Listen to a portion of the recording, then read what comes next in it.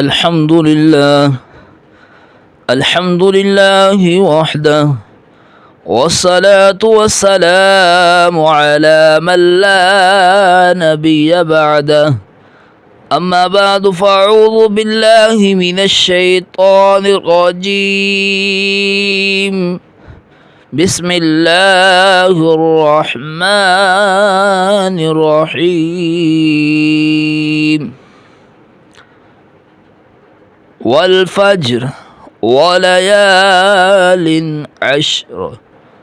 آمنت بالله صدق الله العظيم وقال النبي صلى الله عليه وسلم أفضل أيام الدنيا أيام العشر يعني أشر ذي الحجة رب اشرح لي صدري ويسر لي أمري واحلل عقدة من لساني يفقه قولي رب زدني علما رب زدني علما رب زدني علما سبحانك لا علم لنا إلا ما علمتنا إنك أنت العليم الحكيم الله أكبر لا إله إلا الله والله أكبر اللہ اکبر وللہ الحمد۔ ایک مرتبہ سب حضرات درود شریف پڑھ لیں۔ اللہم صلی علی محمد وعلی آل محمد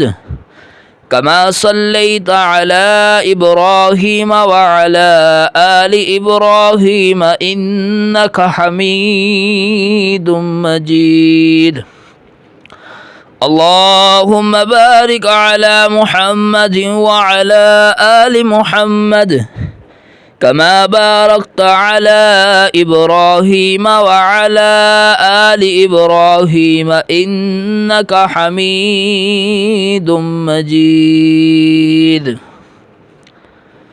محبوب دو عالم کی الفت ہے بہت اچھی،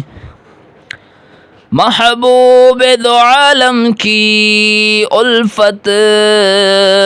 ہے بہت اچھی، دامن میں یہ مومن کے دولت ہے بہت اچھی، قرآن بہت اچھا سنت ہے بہت اچھی، قرآن بہت اچھا سنت ہے بہت اچھی، امت جو چلے ان پر امت ہے بہت اچھی، سب میرے گناہوں کو دو عشقوں نے دھو ڈالا، سب میرے گناہوں کو دو عشقوں نے دھو ڈالا، مشکور ہو رحمت کا رحمت ہے بہت اچھی، آقا کی غلامی کا مجھ کو ہے شرف حاصل، آقا کی غلامی کا مجھ کو ہے شرف حاصل، اللہ کی قسم میری قسمت ہے بہت اچھی، اور جو طالب جنت ہے جنت انہیں مل جائے، اور طالب جنت ہے جنت انہیں مل جائے، میرے لیے طیبہ کی جنت ہے بہت اچھی، محبوب دو عالم کی الفت ہے بہت اچھی، دامن میں یہ مومن کے دولت ہے بہت اچھی۔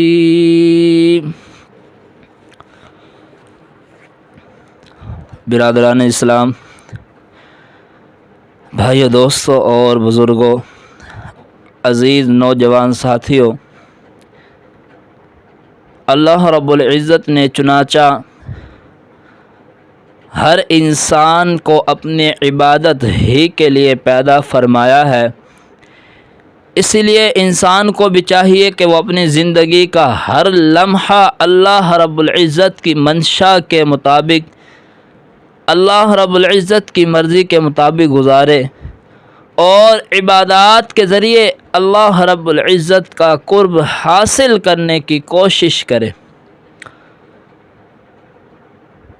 اور بعد اللہ رب العزت نے ایسے حسین موقع عطا فرمائے ہیں کہ جن میں تمام انسانوں کو اللہ رب العزت کی عبادت کے لیے کمر بستہ ہونا چاہیے اور مختلف اعمال صالحہ میں ایک دوسرے سے سبقت لے جانے کی کوشش کرنی چاہیے۔ اور انہی مبارک موقعوں میں سے ایک موقع عشر ذی الحجہ کا بھی ہے کہ قرآن و حدیث میں اس کی بڑی فضیلت بیان ہوئی ہے۔ چنانچہ ابتدا میں آپ حضرات کے سامنے قرآن مجید فرقان حمید کی مختصر سی 2 آیات مبارکہ تلاوت کی ہے کہ جن میں اللہ فرماتے ہیں کہ والفجر ولیال عشر، فرمایا کہ قسم ہے فجر کی اور ولیال عشر، 10 راتوں کی۔ جمہور مفسرین کے نزدیک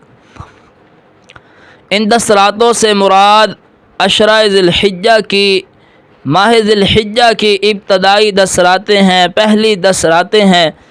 اور علامہ ابن کثیر رحمۃ اللہ علیہ نے بھی اپنی تفسیر میں اسی راہ کو صحیح اور درست قرار دیا ہے۔ چنانچہ اللہ رب العزت کا ان راتوں کا قسم کھانا یہ ان راتوں کی فضیلت اور عظمت کی سب سے بڑی دلیل ہے، کیونکہ عظیم باری تعالی جب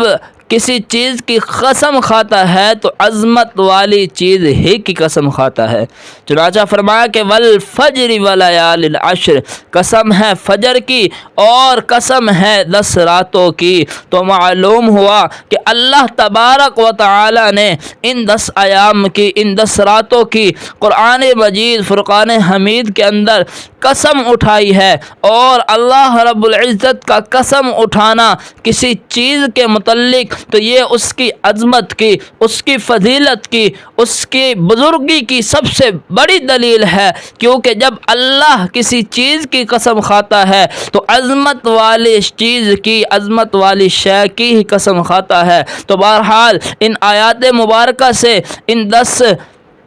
راتوں کی فضیلت معلوم ہوئی کہ یہ وہ 10 راتیں ہیں، یہ وہ عظیم راتیں ہیں کہ جن کی قسم اللہ تبارک و تعالی نے قرآن مجید فرقان حمید کے اندر اٹھائی ہے۔ اور اسی طرح ایک اور مقام پر اللہ فرماتے ہیں کہ ان عدت الشہور عند اللہ 12 شہرا فی کتاب اللہ یوم خلق السماوات والارض منها 4 حرم ذالک الدین القیم فلا تظلموا فیہن انفسکم، فرمایا کہ بے شک اللہ کے نزدیک مہینوں کی گنتی 12 ہے، اور فرمایا کہ یہ اس دن سے ہے جب سے خلق السماوات والارض، اللہ نے زمین اور آسمان کو پیدا فرمایا، منہا 4 حرم، اور ان 12 مہینوں میں 4 مہینے حرمت والے ہیں، ادب والے ہیں، احترام والے ہیں۔ ذالک الدین القیم، یہی دین درست ہے۔ فلا تظلموا فیہن انفسکم، لہذا تم ان حرمت والے مہینوں میں اپنی جانوں پر ظلم نہ کرو۔ تو اس آیت مبارکہ سے معلوم ہوا کہ اللہ کے نزدیک پہلے دن سے مہینوں کی گنتی 12 ہے، اور ان 12 مہینوں میں 4 مہینے حرمت ادب والے ہیں، حرمت والے ہیں، احترام والے ہیں۔ اب وہ 4 مہینے کون کون سے ہیں جس کے متعلق حضرت ابوبکر رضی اللہ تعالی عنہ روایت کرتے ہیں کہ اللہ کے نبی صلی اللہ علیہ وسلم نے ارشاد فرمایا کہ سال 12 مہینوں کا ہوتا ہے اور ان 12 مہینوں میں 4 مہینے حرمت والے ہیں، ادب والے ہیں، احترام والے ہیں۔ اب وہ 4 مہینے کون کون سے ہیں؟ تو آپ صلی اللہ علیہ وسلم نے فرمایا کہ پہلے 3 مہینوں تو مسلسل آتے ہیں یعنی اکٹھے ہیں، اور وہ پہلا مہینہ ذوالقعدہ ہے، اور پھر اسی طرح ذوالحجہ کا مہینہ ہے جو چل رہا ہے، اور فرمایا تیسرا مہینہ ماہ محرم کا ہے، اور فرمایا چوتھا مہینہ رجب کا ہے جو جمادی الثانی اور شعبان کے درمیان آتا ہے۔ تو میرے بھائی دوستوں اور بزرگوں، اس آیت مبارکہ اور احادیث سے نبی صلی اللہ علیہ وسلم سے معلوم ہوا کہ اللہ کے نزدیک مہینوں کی گنتی 12 ہے، اور ان 12 مہینوں میں 4 مہینے حرمت والے ہیں، اور ابھی یہ معلوم ہوا کہ ان 4 حرمت والے مہینوں میں ذی الحجہ کا مہینہ بھی شامل ہے۔ یہ جو حج کا مہینہ چل رہا ہے اس حرمت والے مہینوں میں یہ مہینہ بھی شامل ہے، اسی لیے اس مہینے میں جو ہے گناہ سے اجتناب کرنا چاہیے، اپنی جانوں پر ظلم نہیں کرنا چاہیے، بلکہ اللہ نے یہ فرما دیا ہے کہ فلا تظلموا فیہن انفسکم، کہ لہذا تم ان حرمت والے مہینوں میں اپنی جانوں پر ظلم نہ کرو، یعنی گناہ سے بچتے رہو، لڑائی جھگڑا نہ کرو، غالم گلوچ نہ کرو، ان حرمت والے مہینے کی حرمت کو پامال نہ کرو۔ تو میرے بھائی دوستوں اور بزرگوں، اس کا حکم اللہ نے دیا ہے کہ ان مہینوں کا احترام کرنا ہے، ان مہینوں میں گناہوں سے بچنے کی کوشش کرنی ہے۔ تو بہرحال ان مہینوں میں گناہ سے بچنا ہر مسلمان پر فرض، واجب اور ضروری ہے۔ اور میرے بھائی دوستوں بزرگوں، احادیث مبارکہ کے اندر عشرہ ذی الحجہ کی یعنی ماہ ذی الحجہ کے مہینے کی پہلی 10 راتوں کی بڑی اہمیت اور فضیلت بیان ہوئی ہے کہ حضرت جابر رضی اللہ تعالی عنہ روایت کرتے ہیں کہ اللہ کے نبی صلی اللہ علیہ وسلم نے ارشاد فرمایا کہ اعظم الایام افضل ایام الدنیا ایام العشر یعنی عشر ذی الحجہ، فرمایا کہ سال 12 مہینوں کا ہوتا ہے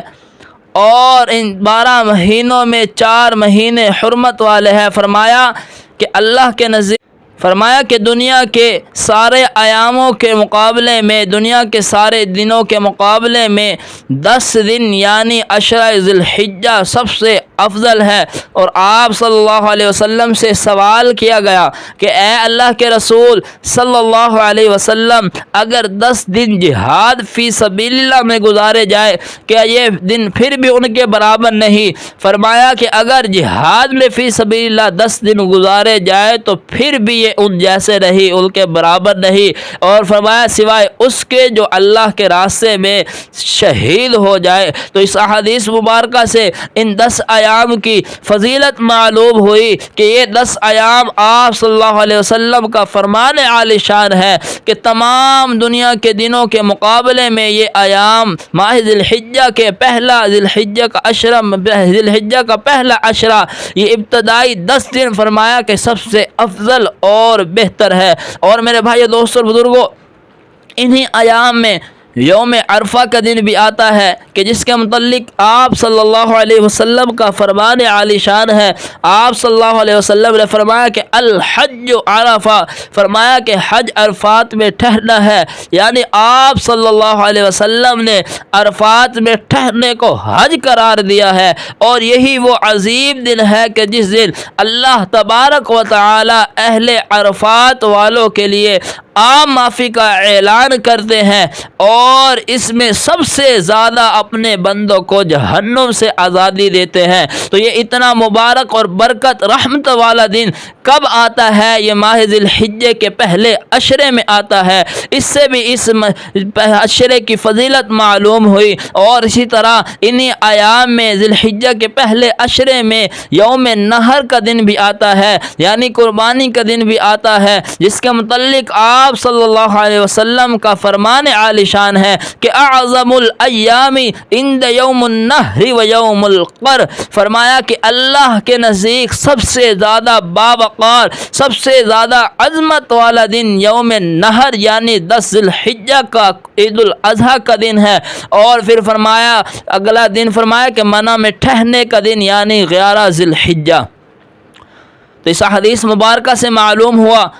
کہ اللہ کے نزدیک سب سے زیادہ باوقار اور عظمت والا دن کون سا ہے؟ وہ یوم نحر کا یعنی عید الاضحیٰ کا دن ہے۔ تو اس سے بھی میرے بھائی دوستوں اور بزرگوں پہلے عشرے کی فضیلت معلوم ہوئی کہ یہ اتنا مبارک دن کب آتا ہے؟ یہ ماہ ذی الحجہ کے پہلے عشرے میں آتا ہے۔ اور اسی طرح میرے بھائی دوستوں اور بزرگوں ان ایام کے مسنون چند اعمال کا تذکرہ بھی آپ حضرات کے سامنے کرتا چلوں۔ حج اور عمرے کی ادائیگی کے متعلق آپ صلی اللہ علیہ وسلم کا فرمان عالی شان ہے کہ آپ صلی اللہ علیہ وسلم نے فرمایا کہ العمرۃ الی العمرۃ کفارۃ لما بینہما والحج المبرور لیس له جزاء الا الجنہ، فرمایا کہ ایک عمرے کے بعد دوسرا عمرہ اپنے درمیان کے گناہوں کے لیے کفارہ ہے، اور والحج المبرور لیس له جزاء الا الجنہ، کہ حج مبرور کا بدلہ جنت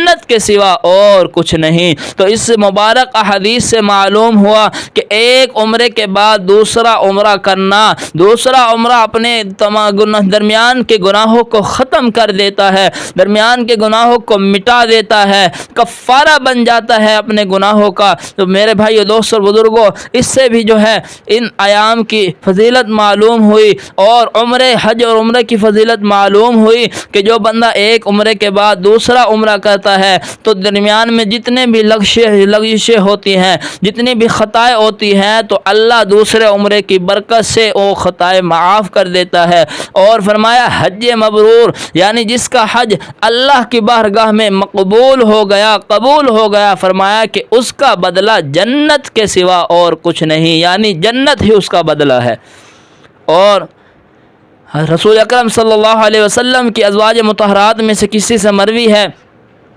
کہ نبی اکرم صلی اللہ علیہ وسلم ماہ ذی الحجہ کے پہلے دن 9 دن روزہ رکھا کرتے تھے، اور اسی طرح یوم عاشورہ کا روزہ رکھتے تھے، اور ہر ماہ میں آپ صلی اللہ علیہ وسلم 3 روزے رکھتے تھے۔ اور یوم عرفہ کے روزے کے متعلق آپ صلی اللہ علیہ وسلم نے ارشاد فرمایا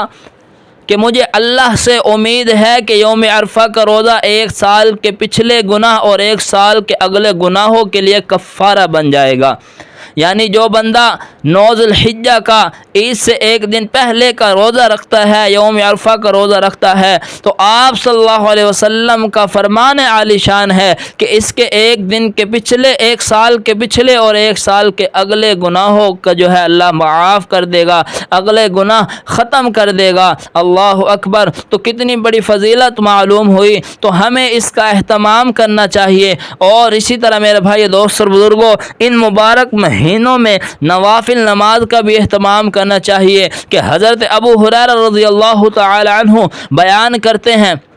کہ رسول اکرم صلی اللہ علیہ وسلم نے ارشاد فرمایا کہ اللہ رب العزت فرماتا ہے کہ جو بندہ میرے دوست سے دشمنی کرتا ہے تو میں اس کے خلاف اعلان جنگ کرتا ہوں، اور میرا بندہ میرا قرب سب سے زیادہ اس چیز میں حاصل کر سکتا ہے جس کو میں نے اس پر فرض کیا ہے، یعنی فرائض کے ذریعے اللہ رب العزت کا قرب حاصل کرنا اللہ کو سب سے زیادہ محبوب ہے۔ اور فرمایا کہ پھر میرا بندہ میرا جو ہے نوافل کے ذریعے قرب حاصل کرتا رہتا ہے، یہاں تک کہ میں اس سے محبت کرنے لگتا ہوں۔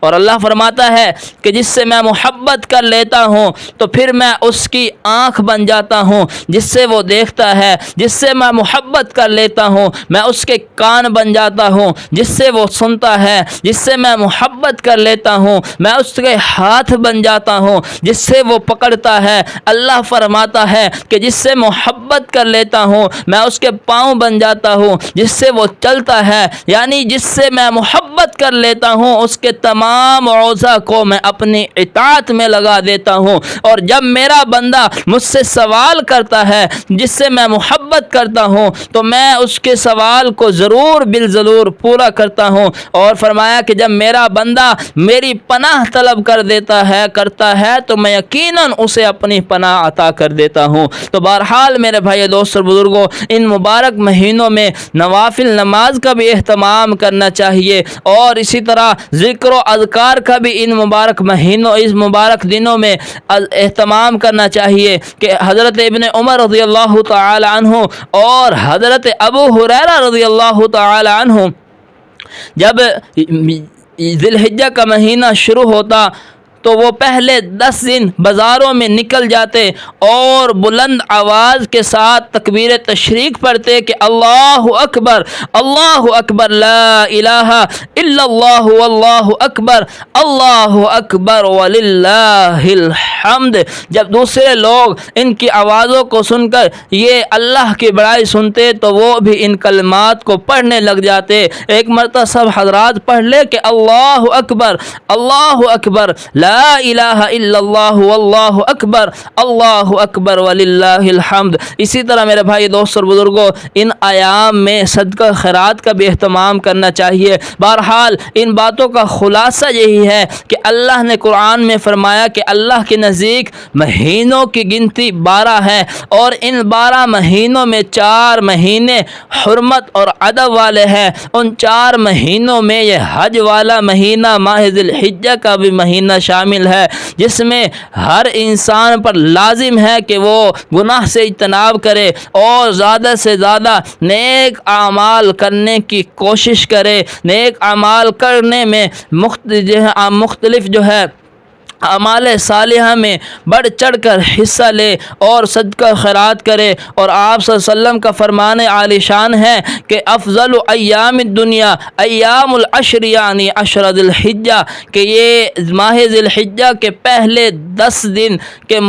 پوری دنیا کے دنوں کے مقابلے میں یہ 10 ایام سب سے افضل اور بہتر ہے۔ تو اسی لیے میرے بھائی دوست اور بزرگوں، ان مبارک دنوں میں ہمیں زیادہ سے زیادہ تلاوت قرآن کا، نوافل نماز کا، فرائض نماز کا اور جتنے بھی دیگر اعمال صالحہ ہے بڑھ چڑھ کر ان اعمال میں حصہ لینا چاہیے۔ اللہ سے دعا ہے کہ اللہ تعالی ہم سب کو اس مبارک مہینے کی قدر کرنے کی توفیق عطا فرمائے۔ اور آگے قربانی آ رہی ہے، اللہ ہم سب کو خالص نیت کے ساتھ اپنی رضا کے لیے قربانی کرنے کی توفیق عطا فرمائے۔ آمین یا رب العالمین۔ وما علینا الا البلاغ المبین۔